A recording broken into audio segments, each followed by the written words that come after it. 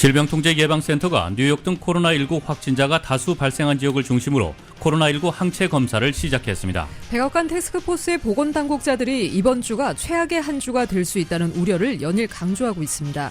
미국 내 신종 코로나 바이러스 감염증 사태의 진앙인 뉴욕의 코로나19 확산세가 정점에 가까워졌을 수 있다고 앤드류 쿠오모 뉴욕 주지사가 밝혔습니다. 말라리아 치료제 유사 작물의 신종 코로나 바이러스 감염증 치료 효능 여부를 놓고 트럼프 대통령 측근 인사와 코로나19 대응 태스크포스 전문가 그룹 간 충돌이 빚어졌습니다.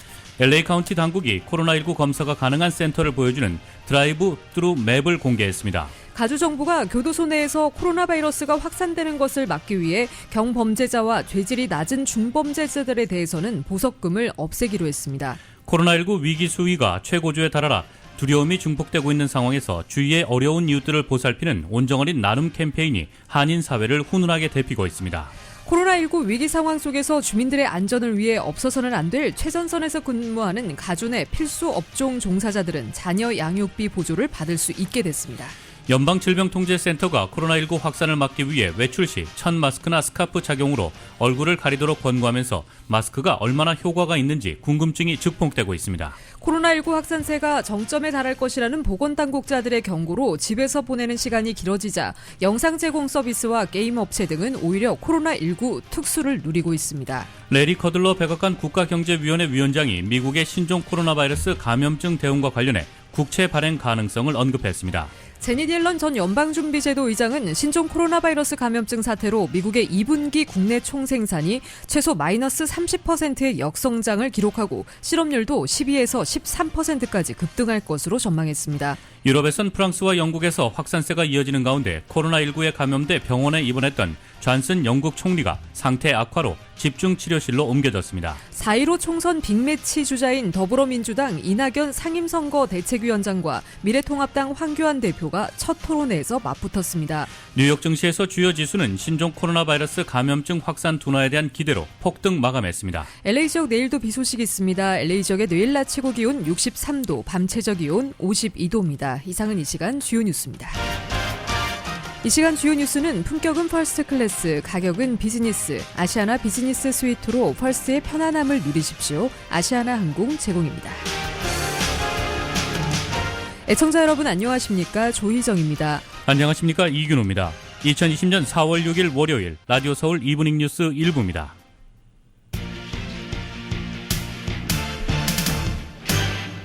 일부 첫 소식 전해드리겠습니다.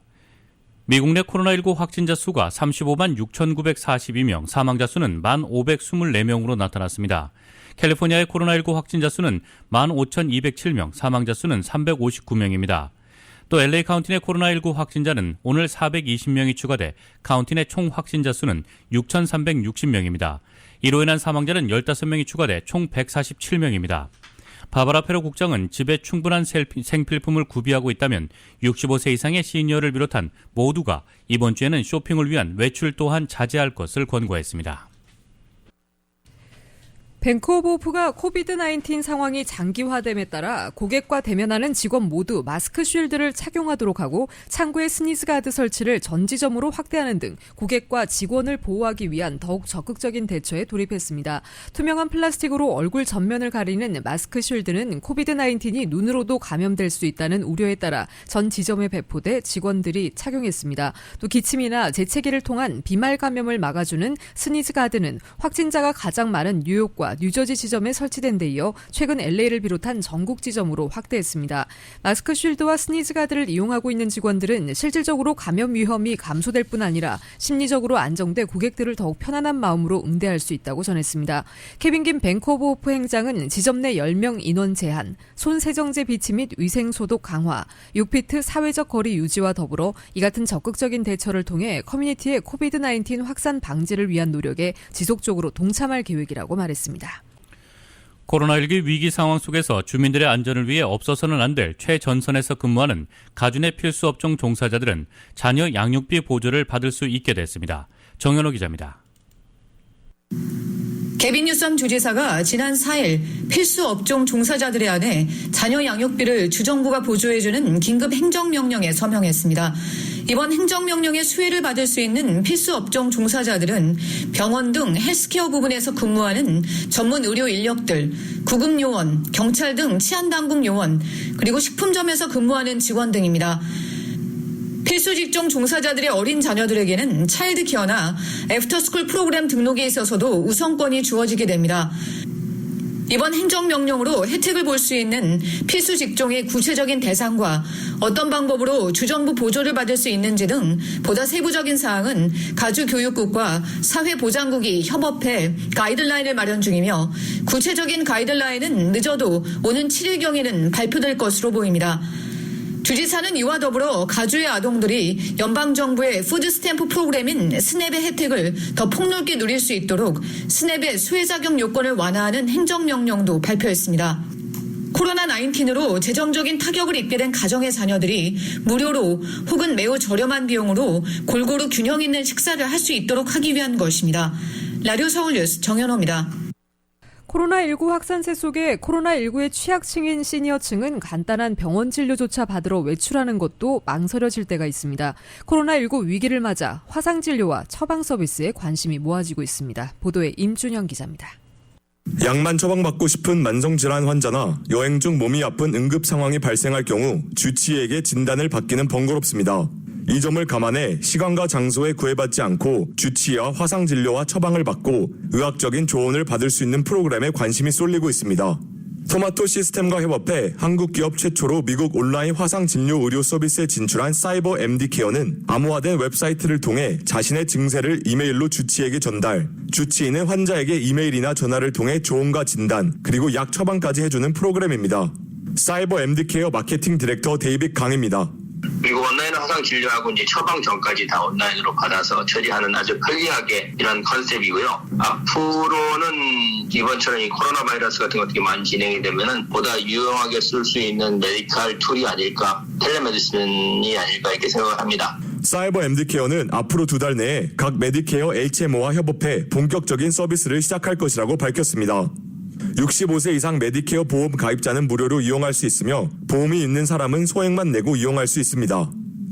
당장 코로나19로 인해 많은 한인들이 의료진의 조언과 도움을 필요로 하면서 사이버 MD케어 측은 코비드-19 프로그램을 우선적으로 무료로 배포해 한인들이 이용할 수 있도록 했습니다. 특히 바이러스의 감염 위험이 높은 65세 이상 환자들은 코로나19 감염 의심이 된다면 사이버 MD케어를 통해 주치의에게 이메일을 보내 전문적인 조언과 진단을 받을 수 있습니다. 사이버 MD케어는 네트워크 구간을 SSL로 암호화하고 혹여 해커가 네트워크 구간을 해킹할지라도 데이터의 키를 사업자가 가지고 있기 때문에 개인정보 보안이 잘 되어 있다고 합니다. 사이버 MD케어 프로그램은 한국어, 영어, 스페인어, 중국어, 그리고 베트남어로 이용할 수 있으며 관련 문의는 cybermdcare.com으로 하면 됩니다. 라디오 서울뉴스 임준현입니다. 연방의회에서 통과된 코로나19 대처 경기부양 패키지 법에 따라 성인 1인당 $1,200씩 지급되는 지원금에 대해 설명하는 동영상을 LA 한인회가 공개했습니다. LA 한인회는 유튜브 채널을 통해 공개한 $1,200 정부 지원금 이렇게 받으세요라는 제목의 이 동영상에서 혜택 대상, 지원금 액수 산정 방법 등을 안내하고 있습니다. 특히 세금 보고를 하지 않았던 저소득층이 지원금을 받을 수 있도록 무료 세금 보고를 제공하는 터보택스의 이용 방법을 자세히 설명하고 있으며 여기에는 세금 보고 때 은행 계좌 정보를 넣지 않았던 납세자들이 이번에 연방정부 지원금을 계좌 자동 이체로 받을 수 있도록 신청하는 방법도 나와 있습니다. 이와 관련 LA 한인회 측은 터보택스는 지원금 신청 등록 서비스를 무료로 제공하고 있지만 연방국세청의 공식 사이트는 아니라며 IRS의 공식 사이트는 아직 열리지 않았으며 조금 더 기다려야 할 것이라고 말했습니다. LA 한인회는 이외에도 유튜브 채널을 통해 혼자서 실업수당을 신청하는 방법, 연방중소기업청 재난대출을 신청하는 방법 등을 쉽게 설명하는 동영상들을 앞서 공개해 호응을 얻고 있습니다. SBA 대출 동영상의 경우 5일 현재 조회수가 15,000건 이상에 기록하는 등 큰 인기를 끌고 있습니다. LA 카운티 당국이 코로나19 검사가 가능한 센터를 보여주는 드라이브-스루 맵을 공개했습니다. 당 검사를 받기 위해서는 온라인 예약이 필수이며 65세 이상이거나 기저질환이 있는 사람 혹은 확진자와의 접촉으로 2주간 자가격리에 들어간 후 일주일 이상의 기한이 남은 사람들에 한해서만 검사가 가능합니다. 말리부 시청에서는 오늘부터 11일까지 검사할 수 있습니다. 리버사이드 카운티에는 3곳에 새로운 테스팅 센터가 개설됐습니다. 드라이브-스루 맵은 LA 카운티 코비드-19 드라이브 업 맵을 검색하면 찾을 수 있습니다. LA 카운티가 지역 스몰 비즈니스 지원을 위한 50만 달러의 기금을 확보했습니다. 카운티 정부는 코로나19로 경제적 어려움을 겪는 스몰 비즈니스를 위해 $10,000의 기금을 지원할 계획이라고 밝혔습니다. 기금 신청은 수요일 오전 8시부터 시작되며 150개의 신청서가 접수되면 마감됩니다. 기금 신청 대상은 LA 카운티에서 운영하는 영리, 비영리 단체로 풀타임 직원 2명에서 50명 사이 연매출 $200만 달러 미만으로 2019년 12월 4일 이전에 설립된 업체로 코로나19로 경제적 어려움을 겪고 있다는 증명을 해야 합니다. 정부로부터 지원받은 기금은 모기지나 렌트, 인벤토리 비용으로 사용할 수 있습니다.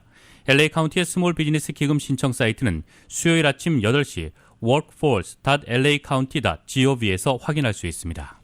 코로나19 확산으로 실직과 업소 운영 중단이 이어지면서 LA에선 렌트 유예 및 퇴거 금지 행정명령이 내려졌지만 렌트비를 놓고 세입자와 건물주 간 갈등이 고조되고 있습니다. 일부 건물주들은 상황이 어려워져 렌트비를 못 내는 세입자들에게 잘못된 정보를 제공하거나 별도의 조건부 계약서를 만들어 렌트비 납부를 종용하는 것으로 전해졌습니다. LA 렌트 유예 및 퇴거 금지 명령은 세입자들이 렌트를 미룰 수 있다는 내용이지 내지 않아도 된다는 의미는 아닙니다. 하지만 많은 건물주들이 캘리포니아 또는 LA에서 규정한 내용보다 훨씬 더 강한 내용을 담고 있는 지불서약서에 동의하도록 강요하고 있다고 LA타임스는 전했습니다. 이 매체에 따르면 일부 건물주들은 세입자들에게 렌트 유예를 위해선 급여 명세서와 은행계좌 거래 내역서를 제출해 코로나19로 재정적 피해를 크게 입었다는 사실을 증명해야 한다고 요구했습니다. 또 어떤 건물주들은 정부가 선포한 코로나19 비상사태가 끝날 때까지만 미룰 수 있다고 강조했습니다. 하지만 둘 다 사실이 아닙니다. LA시 규정에 따르면 세입자는 현 코로나19 사태로 직면한 재정적 어려움에 따라 렌트를 지불할 수 없다고 건물주에게 렌트 지급일 7일 이내에 통보하기만 하면 됩니다. 또한 코로나19 비상사태 종료 후부터 최장 12개월까지 납부를 미룰 수 있습니다. 한편 LA타임스는 롬 레지덴셜, 크레센트 캐년 등의 아파트 소유주 기업들이 세입자들에게 재정 위기 증명 서류를 요구하다 데이비드 류 LA 시의원으로부터 경고장을 받기도 했다고 전했습니다. 연방질병통제센터가 코로나19 확산을 막기 위해 외출 시에 천 마스크나 스카프 착용으로 얼굴을 가리도록 권고하면서 천 마스크가 얼마나 효과가 있는지, 재사용 시 어떻게 관리하는 것이 좋은지 궁금증이 높아지고 있습니다. 임준현 기자가 알아봤습니다. 한국이나 아시아 국가에선 마스크를 쓰는 것이 일반화되어 있지만 미국 내에선 마스크 착용에 익숙치 않아 사람들이 꺼릴 뿐더러 정부에서도 지난 몇 주간 마스크 착용을 하지 않아도 된다고 발표했기 때문에 마스크 착용 필요성에 대해 많은 사람들이 혼란을 겪어왔습니다. 하지만 최근 연방정부가 외출 시에 천으로 만든 마스크나 아니면 스카프라도 얼굴을 가리도록 권고하면서 이제 미국에서도 마스크 착용은 필수가 됐습니다. 전문가들에 따르면 야외에서의 코로나 바이러스 감염은 현저히 낮지만 오히려 실내에서는 마스크 착용이 필수적이라고 합니다. 우선 코와 입을 막아주기 때문에 바이러스 침투 가능성을 현저하게 낮춰줍니다. 특히 코로나19 바이러스는 증상이 없는 상태에서도 전파가 되기 때문에 혹여나 자신도 모르게 코로나19에 감염됐다 할지라도 마스크를 착용하면 타인에게 바이러스를 옮기는 것을 방지해줄 수 있기 때문입니다. 서울 메디컬 그룹 회장 차민영 박사입니다. 생각해보시죠. 모든 사람이 천 마스크를 쓴다 그러면 실제 공기 중에 돌아다니는 비말은 무지하게 작을 거고 결국은 모든 사람이 혜택을 보게 됩니다. 중국도 지금 다 쓰고 있죠. 중국은 좀 방역에 좀 문제가 있었지만 하여튼 한국과 대만과 싱가포르에서는 굉장히 잘 됐단 말이에요. 방역이. 그 제일 큰 이유가 모든 시민들이 다 마스크를 쓴 것이라고 생각하고 있습니다. 사람들이. KN94, KN95 등의 마스크는 천 마스크와 달리 바이러스가 들어갈 공간을 주지 않아 바이러스 확산에 더욱 효과적입니다. 하지만 이런 종류의 마스크는 환자들을 보는 의료진이나 혹은 코로나와 최전방에서 싸우는 의료진에게 꼭 필요하기 때문에 감염 위험이 상대적으로 낮은 일반인들은 천 마스크 또는 스카프 등으로 충분하다고 합니다. 천 마스크를 사용할 때는 하루에 한 번 이상 빨아서 사용하도록 하는데 빨래 건조기 등에서 뜨거운 열을 이용하면 소독이 되기 때문에 안심하고 재사용할 수 있어 비용 면에서 절감되는 효과를 누릴 수 있습니다.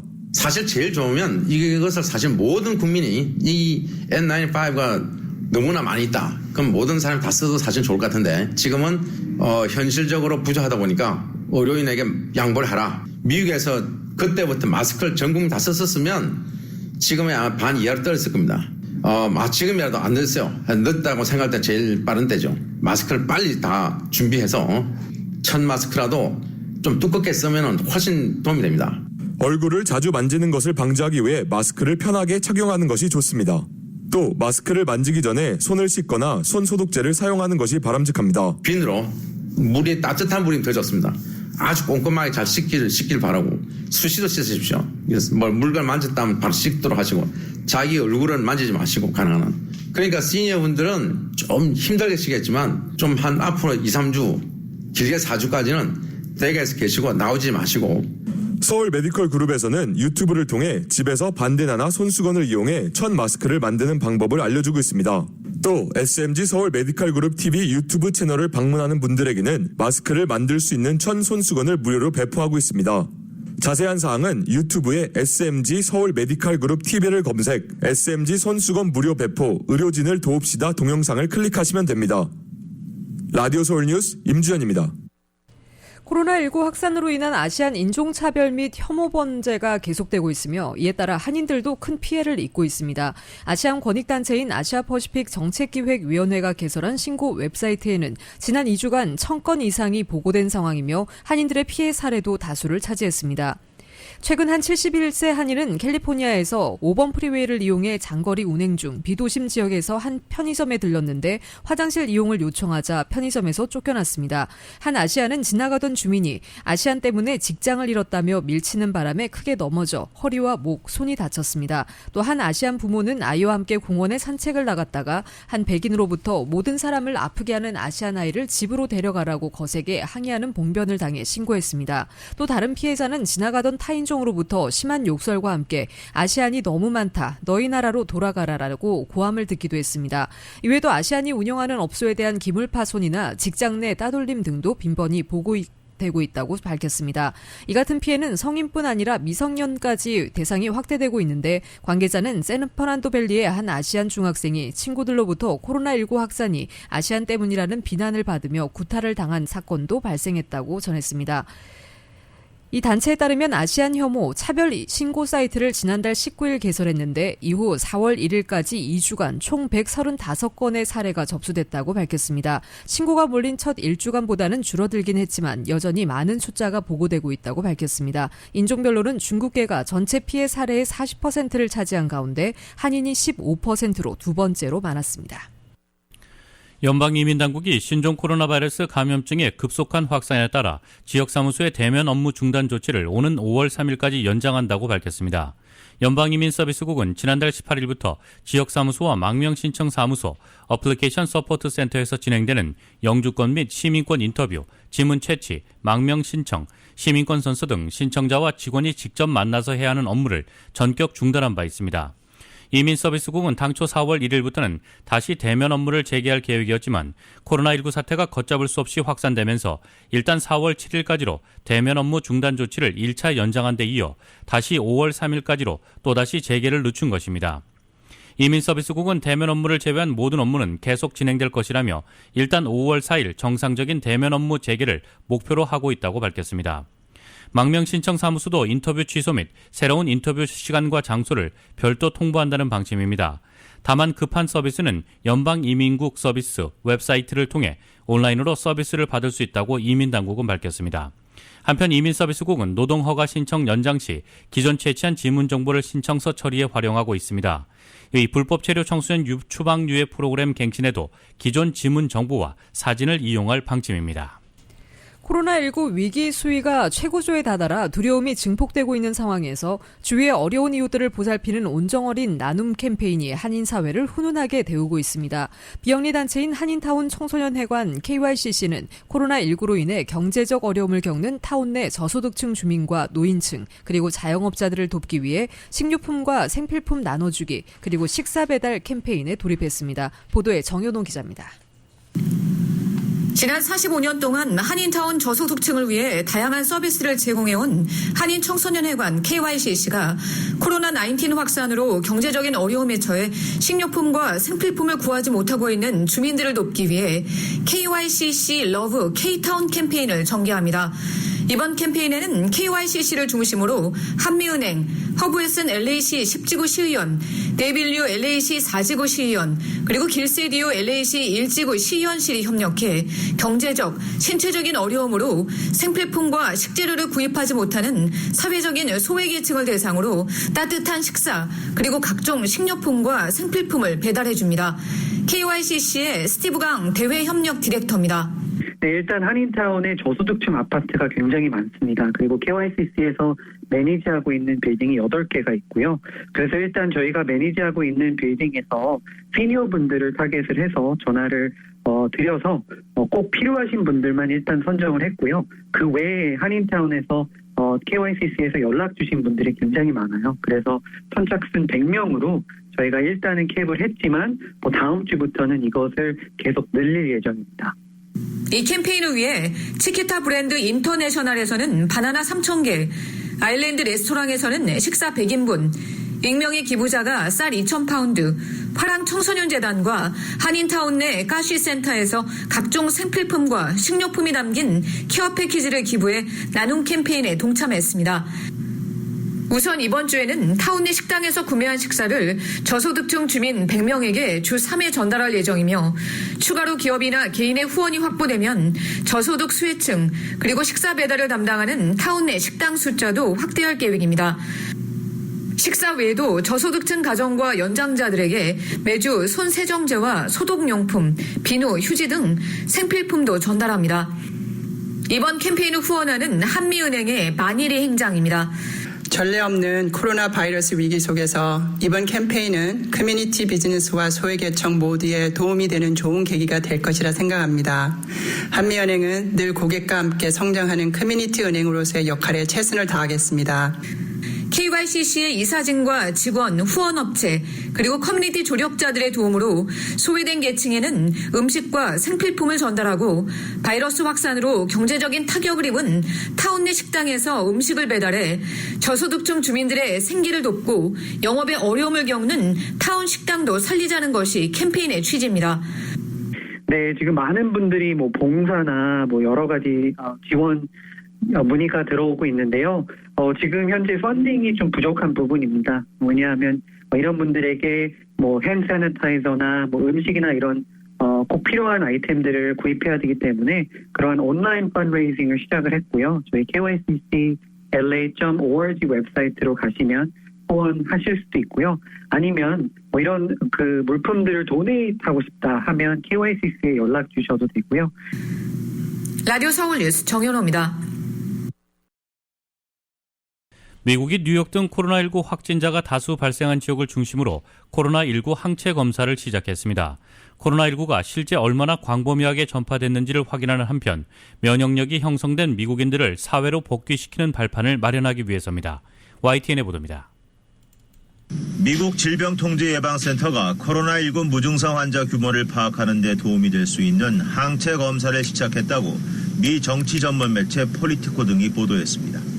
항체 검사는 혈액 샘플 검사를 통해 특정 항체가 형성됐는지를 확인하는 것으로 코로나19 항체가 있다는 것은 코로나19에 걸렸다가 회복했다는 의미입니다. 미 식품의약국이 지난 1일 진단키트를 긴급 허가하면서 코로나19 항체 검사가 뉴욕 등 코로나19 집중 발생 지역을 중심으로 이루어지고 있습니다. 대상은 코로나19 검사를 받지 않은 사람들입니다. 이를 통해 감염자의 25% 정도로 추정되는 무증상 감염자가 실제 어느 규모인지 파악할 수 있을 것으로 기대하고 있습니다. 또 여름부터 미 전역으로 항체 검사 범위를 넓혀 코로나19가 미 사회 곳곳에 얼마나 광범위하게 스며들었는지를 파악할 예정입니다. 미 보건 전문가들은 코로나19 항체 검사를 통해 미국이 다시 정상으로 복귀하는 기틀이 마련될 수 있을 것으로 기대하고 있습니다. IgG antibodies come up and now says you're not infectious and it means you've been exposed to the virus but you're safe to go out. 하지만 반론도 있습니다. 면역력이 얼마나 지속할지 알 수 없고 면역력이 있더라도 재감염될 우려는 여전합니다. 또 코로나19가 유전자 변이를 일으킬 경우 기존 면역력은 의미가 없습니다. 그럼에도 코로나19 항체 검사는 그동안 베일에 쌓였던 무증상 감염과 재감염에 대한 보다 정확한 자료를 보여줄 수 있을 것으로 기대됩니다. YTN 이동원입니다. 미국 내 코로나19 사태의 진앙인 뉴욕의 코로나19 확산세가 정점에 가까워질 수 있다고 앤드루 쿠오모 뉴욕주 지사가 오늘 밝혔습니다. 여전히 환자 및 사망자가 가파르게 증가하는 상황에서 상당 기간 셧다운을 지속할 수밖에 없지만 최소한 희미하게나마 희망의 불빛을 봤다는 의미입니다. 쿠오모 주지사는 이날 브리핑에서 희망적일 수 있다면서 하지만 확실한 것은 없고 우리가 어떻게 하느냐에 달렸다고 말했습니다. 그러면서 1일 사망자 증가 곡선이 평탄해지는 조짐이 있다고 평가하면서 코로나 바이러스 곡선이 정점에 근접했을 수 있다고 덧붙였습니다. 존스 홉킨스 대학에 따르면 이날 오후 2시 기준 뉴욕주 코로나19 확진자는 13만 689명으로 집계됐습니다. 뉴욕주 사망자는 하루 새 599명 증가한 4,758명으로 미국 전체 코로나19 사망자 1,335명의 무려 46%를 차지했습니다. 하루 사망자는 지난 4일 630명까지 치솟았다가 5일에는 594명으로 다소 감소했습니다. 지난 주말 정점을 찍고 5, 6일에는 소폭 줄었다는 해석이 가능한 대목입니다. 뉴욕주는 사회적 거리두기를 더욱 강화하겠다는 방침입니다. 뉴욕주의 셧다운은 4월 말까지 연장하기로 결정됐습니다. 미국의 신종 코로나 바이러스 감염증 환자가 30만 명을 넘어서며 가파르게 증가하고 있는 가운데 코로나19가 가장 심각한 뉴욕과 뉴저지 등에선 이번 주 입원자와 사망자가 정점에 달할 것이란 보건당국자의 전망이 나왔습니다. 또한 마트나 약국 같은 필수적 장소의 방문도 가급적 적게 하라고 당부했습니다. 보건복지부 브렛 지루어 보건차관보는 NBC 방송 투데이에 출연해 이같이 관측했습니다. 지루어 차관보는 우리의 모든 예측, 모든 전망 모델, 우리가 본 데이터와 얘기 나눈 의료 종사자들로부터 우리가 아는 것은 뉴욕과 뉴저지, 디트로이트는 이번 주가 코로나19로 인한 입원자와 사망자가 정점이 될 거라는 것입니다. 그는 이런 정점이 2주 또는 3주 전 일어난 감염을 반영하는 것이라며 우리는 지금 바로 우리 앞에서 최악을 보고 있는지도 모른다고 덧붙였습니다. 또한 뉴올리언스 같은 미국의 다른 지역들도 앞으로 몇 주 안에 입원자와 사망자 면에서 정점을 보게 될 것이라고 예상했습니다. 우리는 향후 몇 주에 걸쳐 미 전역에서 몇 개의 봉우리가 이어지는 것을 보게 될 것이라고 말했습니다. 이 지루어 차관보는 타인 및 사물 표면과의 접촉을 최소화해야 한다면서 약을 가지러 약국에 가야 한다면 식료품을 사러 마트에 가야 한다면 그렇게 하고 하지만 많은 이가 그러는 것처럼 매일 가지는 말라 가능한 한 적게 가라는 것이라고 강조했습니다. 이어 음식 포장처럼 자신을 보호하기 위해 어떤 것이든 하라면서 미국인의 각별한 주의를 당부했습니다.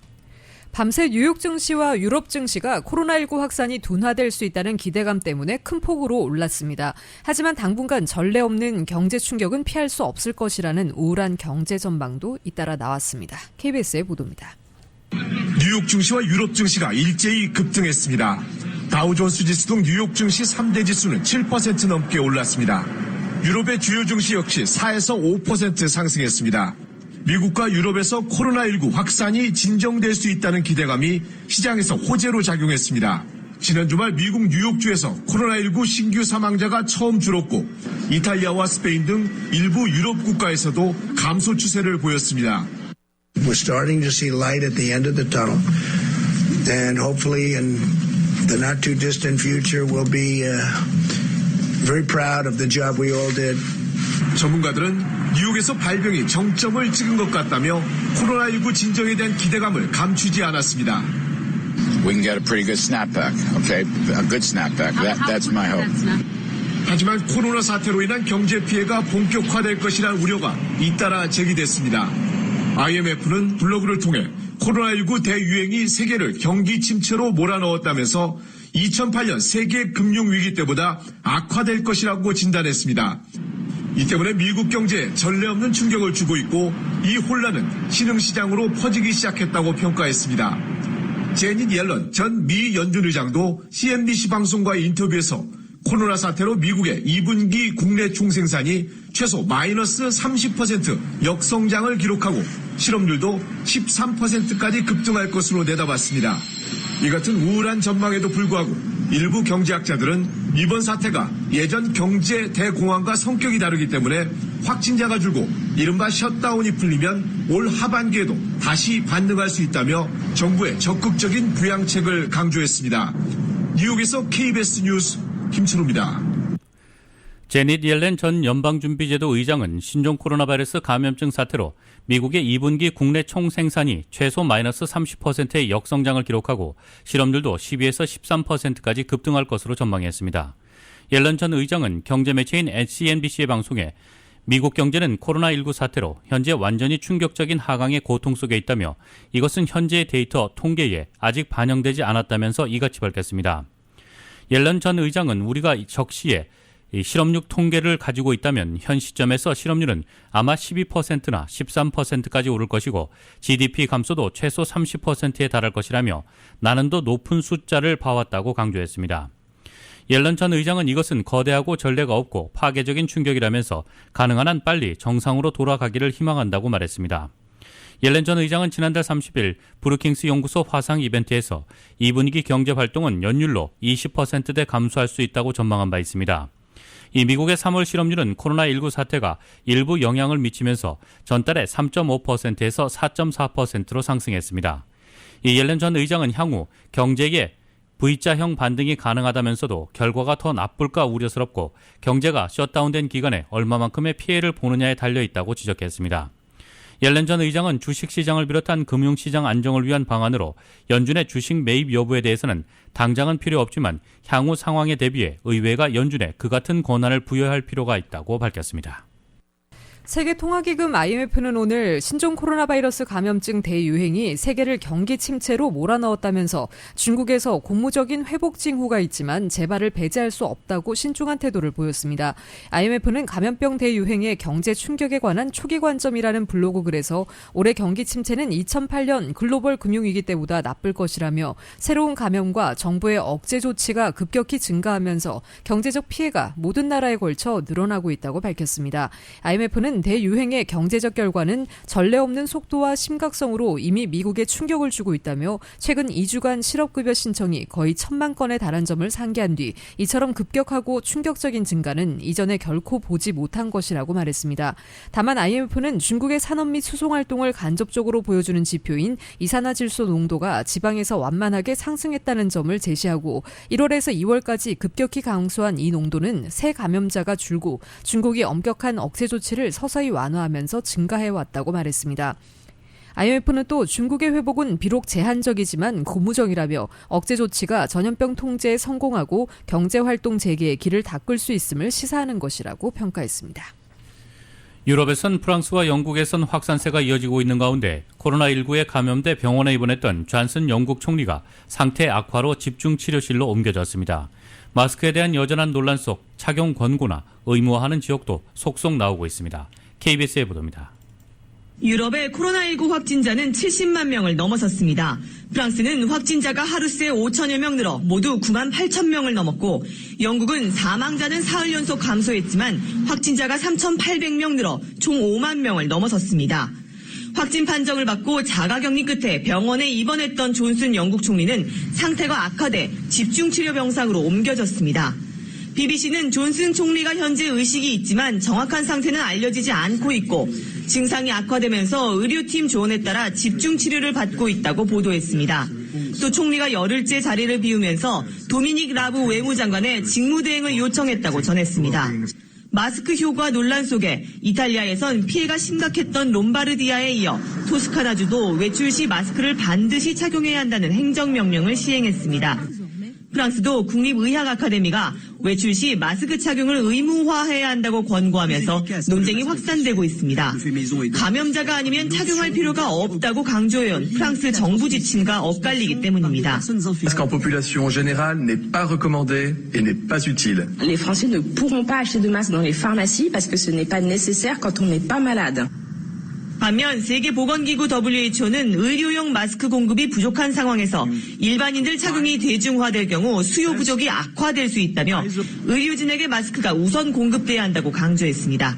파리에서 KBS 뉴스 양민효입니다.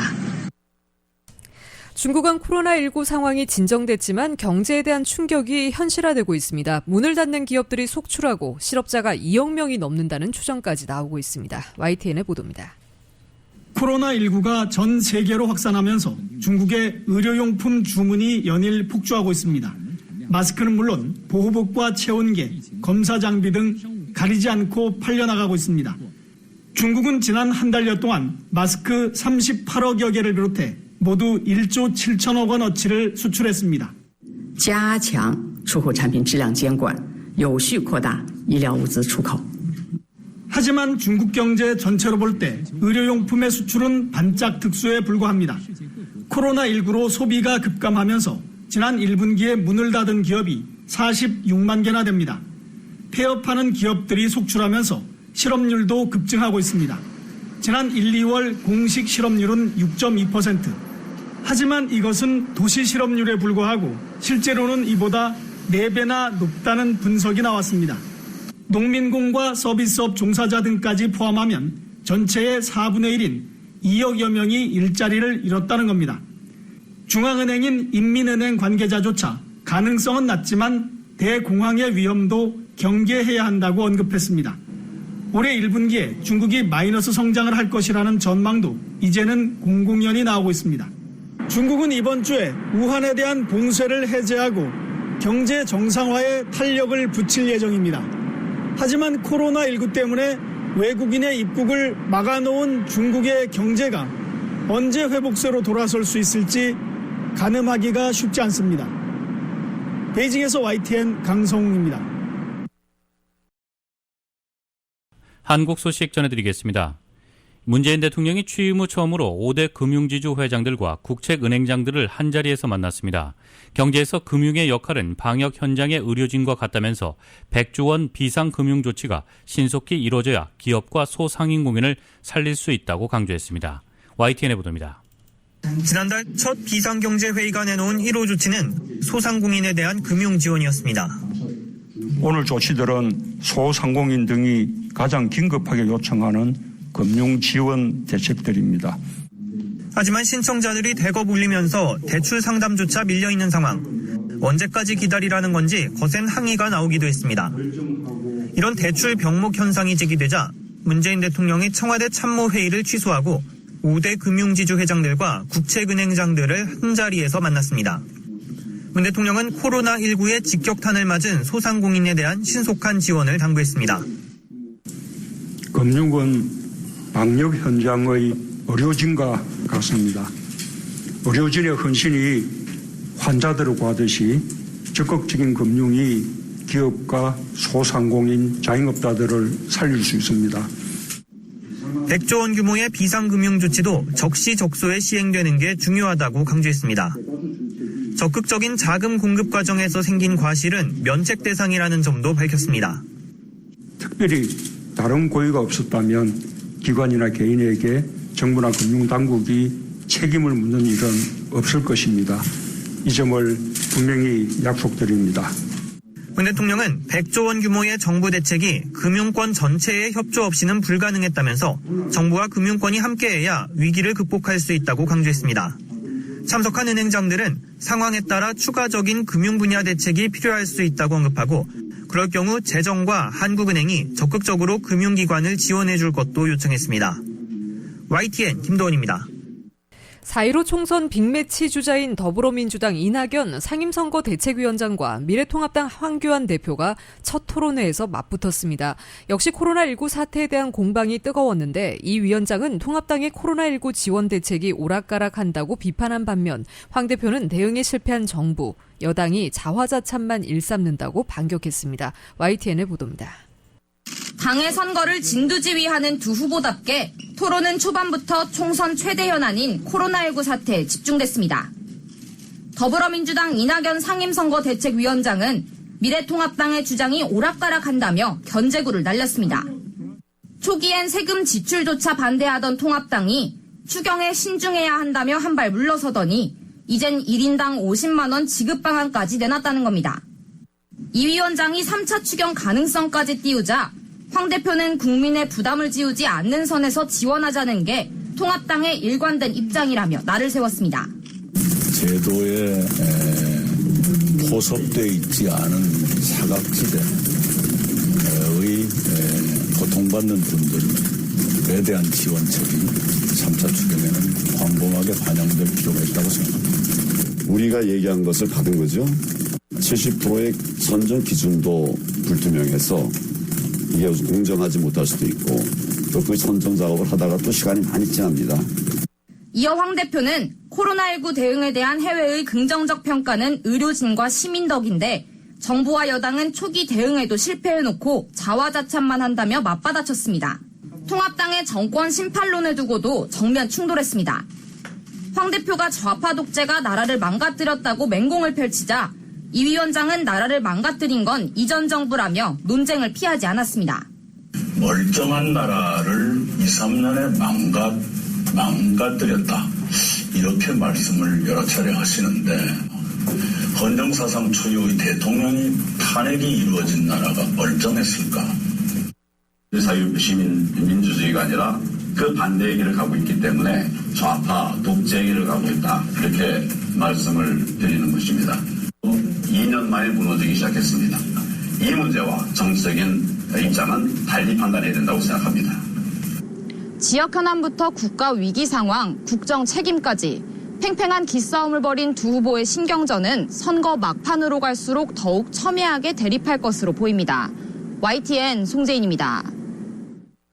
미래통합당 서울 관악갑 지역구에 출마한 김대우 후보가 30대와 40대 국민은 논리가 없고 무지하다는 발언을 해서 논란을 빚고 있습니다. 유권자를 직접 겨냥한 예민한 발언인 만큼 지난 2004년 열린우리당의 노인 폄하 발언과 비교되며 선거 막판 변수로 작용할 수 있다는 분석이 나오고 있습니다. YTN의 보도입니다. 총선을 열흘도 남기지 않은 가운데 열린 미래통합당의 서울지역 선거대책회의에서 예상치 못한 발언이 터져나왔습니다. 서울 관악갑 지역구에 출마한 김대우 후보가 30대 후반, 40대 국민은 논리가 없고 무지하다며 공개적으로 비판한 겁니다. 끼어있는 50대들 민주화 세대들의 문제의식은 논리가 있습니다. 그런데 30대 중반에서 40대는 논리가 아닙니다. 그냥 막연한 정서입니다. 거대한 무지와 착각입니다. 또 젊은 층은 대한민국의 발전 이유를 몰라서 시장을 움직일 동력을 오히려 파괴하는 쪽으로 움직이는 것이라고 평가했습니다. 발언이 공개된 이후 비판 여론이 높아졌지만 김 후보는 오히려 굽히지 않고 곧바로 젊은 층에 대한 추가 훈계에 나섰습니다. 보수와 미래통합당에 대한 경멸과 혐오를 격하게 발산하는 분들은 대한민국이 기대에 한참 미치지 못하는 나라가 된 이유를 정확히 파악하라고 지적한 겁니다. 이에 대해 김종인 총괄선대위원장은 기자들과 만나 당의 입장과 다르다며 선을 그었습니다.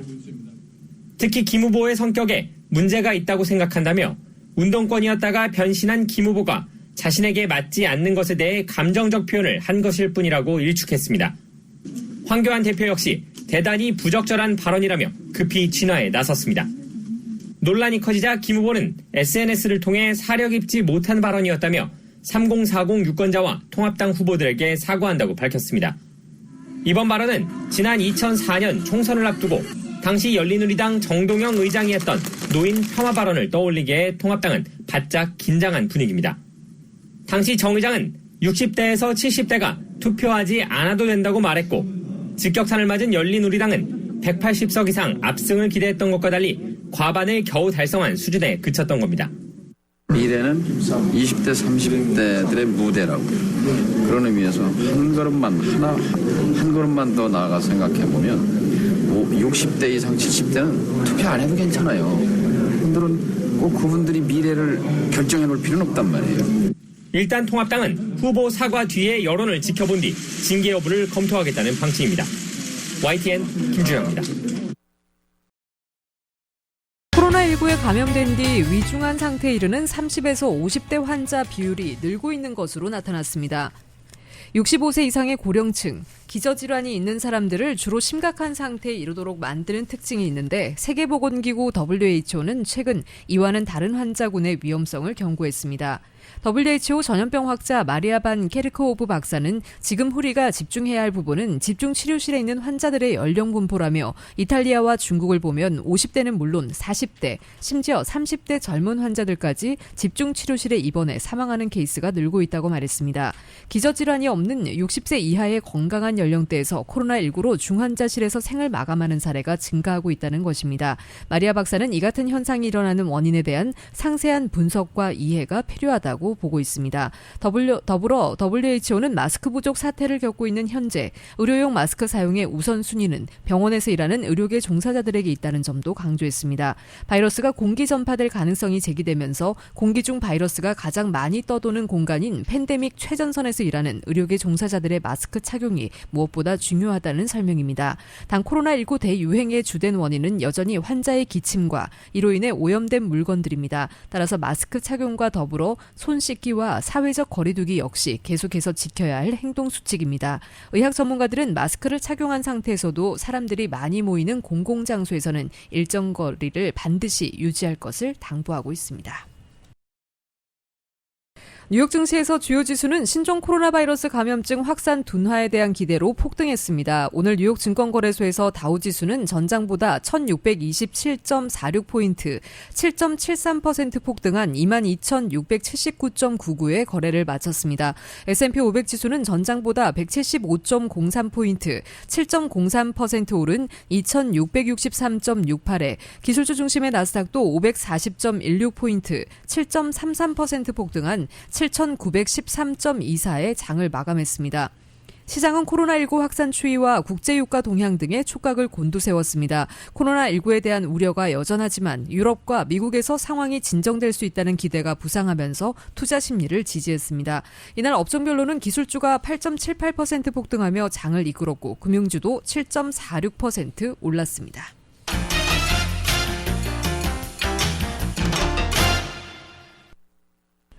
반짝 폭등세를 탔던 국제유가가 사흘 만에 급락세로 돌아섰습니다. 뉴욕 상업거래소에서 5월 인도분 서부 텍사스산 원유는 전 거래일보다 배럴당 8.0% 급락한 26.08달러에 거래를 마쳤습니다. 런던 ICE 선물거래소의 6월물 브렌트유도 현재 3.31% 내린 82.98달러에 거래되고 있습니다.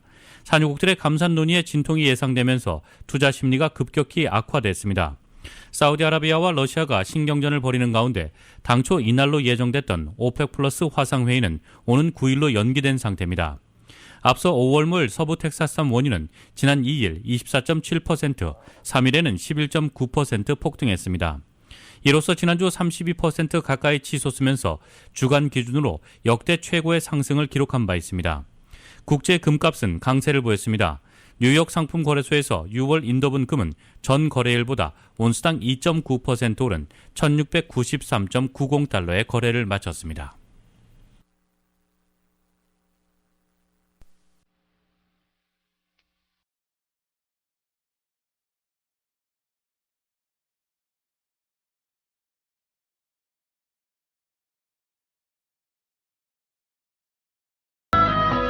비즈니스의 성공이 시작되는 은행 LPGA 휴젤에어 프레미아 LA 오픈 공식 후원사 CBB뱅크 제공 4월 6일 월요일 오늘 밤과 내일 날씨입니다. 이번 주 남가주 지역 알래스카만에서 남하한 폭풍의 영향으로 목요일까지 비가 예보된 상태입니다. 오늘에 이어 화요일인 내일도 비가 오겠고 수요일과 목요일은 곳에 따라 간간히 소나기도 예상됩니다. 비가 내리면서 낮 기온도 많이 떨어져 대부분 지역의 낮 최고 기온 목요일까지 50도 후반에서 60도 초반대에 그치겠습니다. LA 한인타운의 내일 낮 최고 기온 63도, 밤 최저 기온 51도입니다. 오렌지 카운티 지역 63도, 51도, 벨리와 인랜드 엠파이어 지역 59도, 47도, 해안 지역 60도, 50도입니다. LA 지역 오늘 밤 대체로 흐리겠습니다. 밤 최저 기온 52도입니다. 한국은 오늘 낮 기온 어제보다 따뜻하겠습니다. 하지만 일교차가 크게 벌어지겠습니다. 서울의 오늘 낮 최고 기온 화씨 64도, 밤 최저 기온 화씨 37도입니다.